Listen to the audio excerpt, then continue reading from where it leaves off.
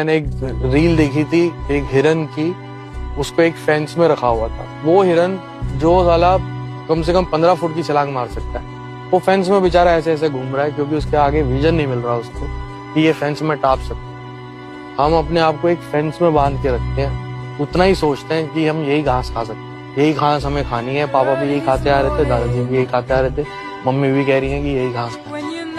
हम छलांग मार ही नहीं पाते, वो फेंस तोड़नी पड़ती है। मुझे ऐसा लगता है तो आसपास के लोग, माँ बाप परेशान होते हैं कि बच्चा अपनी आवाज से बाहर बड़ी बातें कर रहा है, दोस्त हंसते आवे तू कहाँ से करेगा,